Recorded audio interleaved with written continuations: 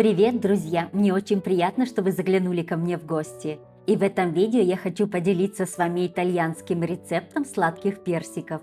Заполним их шоколадным кремом, и у нас получится супер десерт, который отлично подойдет как в будние дни, так и к фуршетному столу, отмечая любой праздник. Так что пойдемте готовить их вместе.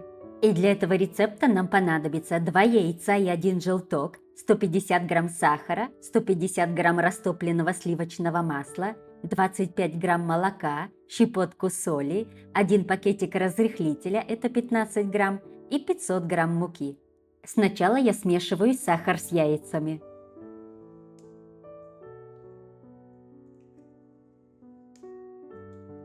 Из третьего яйца я беру только желток.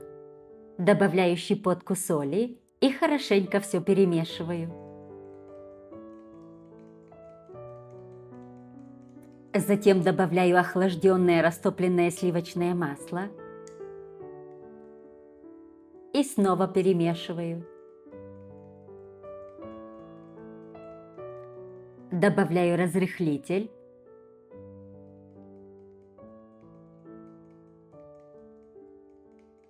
И затем постепенно в несколько этапов добавляю муку. Муку я просеиваю.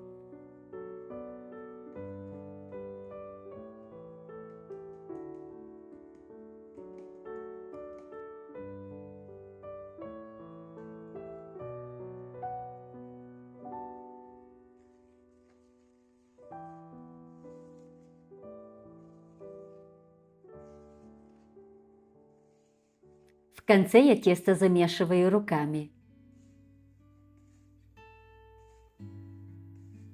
Вот такое мягенькое тесто у нас получилось.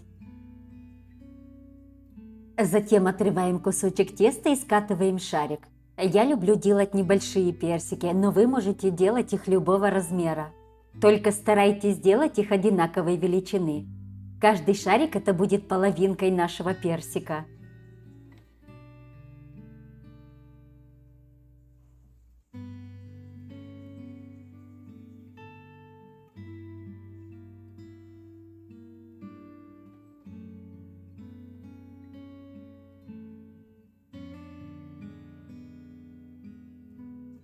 Первую партию я уже скатала и теперь отправляю в духовку. Духовку предварительно разогреваю на 180 градусов и выпекаю примерно 15-20 минут.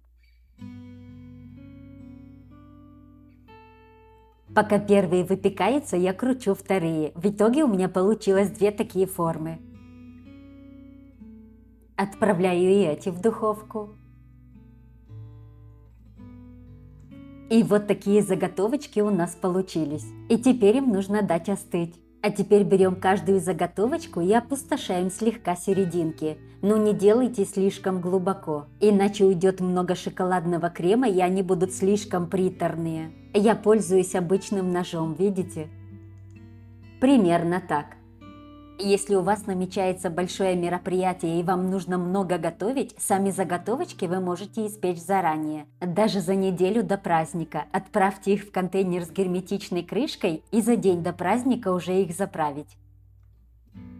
Теперь нам понадобится ликер Алкермес.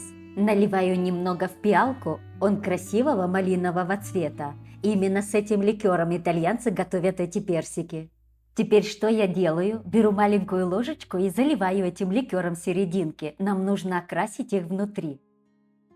Ничего страшного, что они окрашиваются немного снаружи. Все равно в конце мы их будем окунать полностью в ликере.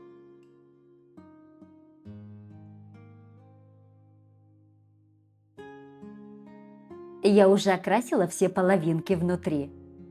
А теперь берем каждую заготовочку и заполняем шоколадным кремом.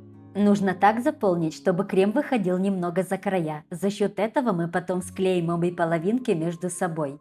Еще итальянцы вместо шоколадного крема заполняют густым заварным кремом. А вы, если желаете, можете заполнить вареной сгущенкой. А вместо ликера можете использовать свекольный и морковный сок. Я уже заполнила все половинки шоколадным кремом, а теперь соединяем обе половинки, формируя персик.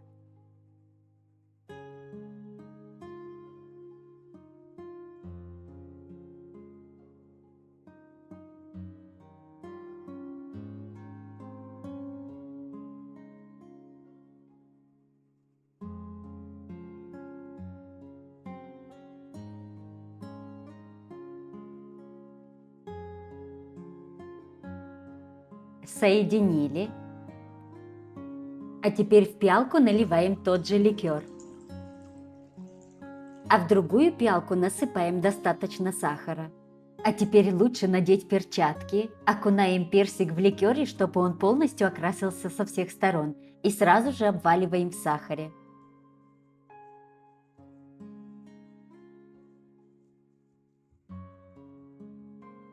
Долго персик не держите в ликере, чтобы он не размок слишком и не развалился. И сахар лучше выбрать более мелкий. И еще сахар в пиалке постепенно окрасится в малиновый цвет. Потом можете его добавлять в чай или кофе.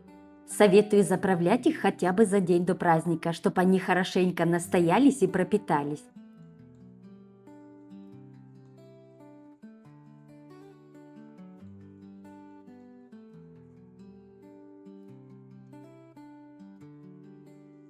И вот такой обалденный десерт мы с вами сегодня приготовили. Для красоты можете украсить листочками мяты и выложить каждый персик в бумажную формочку, что я потом и сделала.